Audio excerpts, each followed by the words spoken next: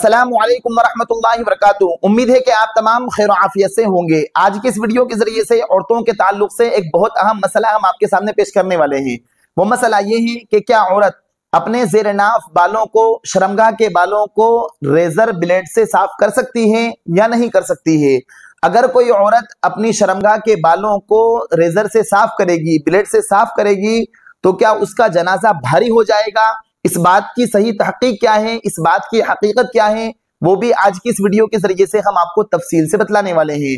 और क्या मर्द के लिए क्रीम का इस्तेमाल करना, ज़ेर-ए-नाफ बालों में क्रीम का इस्तेमाल करना कैसा है, ये भी मसला आज की इस वीडियो के जरिए से हम आपको बतलाने वाले हैं। बस आपसे दरखास्त ये है कि अगर आप हमारे इस चैनल पर नए हैं तो आप हमारे इस चैनल को जरूर सब्सक्राइब कर लें और साथ साथ बेल आइकन भी दबा दें, ताकि जब भी हम कोई नई वीडियो अपलोड करें तो उसकी अपडेट आप तक पहुंच जाए। तो देखिए, इस मसले में बहुत सारी औरतें कंफ्यूजन की शिकार हैं, सही मसला मालूम नहीं होता है। तो इस बात को अच्छी तरीके से याद रख लें कि शरीयत ने, इस्लाम ने औरतों को ज़ेर-ए-नाफ बाल साफ करने में यह हुक्म दिया है कि वो रेजर का इस्तेमाल ना करें, वो क्रीम से या किसी पाउडर से ज़ेर-ए-नाफ बालों को साफ कर ले, अपनी शर्मगाह के आसपास के बालों को साफ कर ले। ये शरीयत का हुक्म है। और मर्द के लिए ज़ेर-ए-नाफ बालों में यह हुक्म है कि वो अपने ज़ेर-ए-नाफ बालों को ब्लेड से साफ करें, क्रीम से साफ ना करें। अब शरीयत ने औरतों को अलग हुक्म दिया है, ज़ेर-ए-नाफ बाल साफ करने में मर्दों को अलग हुक्म दिया है।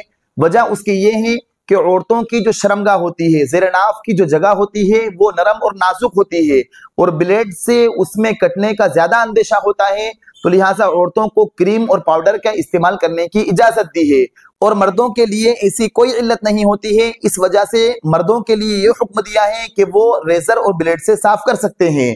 लेकिन अगर कोई औरत रेजर और ब्लेड भी इस्तेमाल करना चाहे तो वो कर सकती है, इसमें कोई हरज नहीं है। मान लीजिए अगर किसी औरत को क्रीम के इस्तेमाल करने में, पाउडर के इस्तेमाल करने में खुजली की शिकायत हो सकती है, या दराद की शिकायत हो सकती है, या कोई और शिकायत हो सकती है, या डॉक्टर ने मना किया है, तो लिहाजा फिर ऐसी औरत के लिए बिल्कुल इजाजत है शरीयत की तरफ से कि वो रेजर इस्तेमाल कर सकती है, वो ब्लेड इस्तेमाल कर सकती है।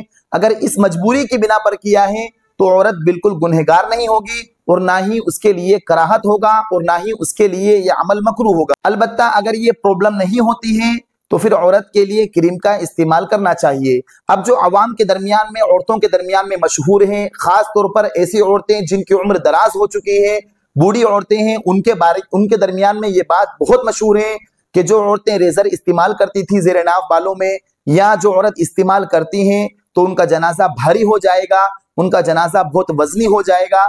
तो ये बात बिल्कुल बेअसल है। शरीयत में इस बात की कोई हकीकत नहीं है। शरीयत ने तो औरतों के लिए इजाजत दी है कि वो क्रीम इस्तेमाल करें, पाउडर इस्तेमाल करें, अपनी जगह की नरमी की वजह से ये ज्यादा बेहतर है। लेकिन अगर कोई रेजर इस्तेमाल कर रही है, ब्लेड इस्तेमाल कर रही है, या उस तरह इस्तेमाल कर रही है, तो ऐसी औरत बिल्कुल गुनहगार नहीं होगी। इस बात को अच्छी तरीके से याद रख ले।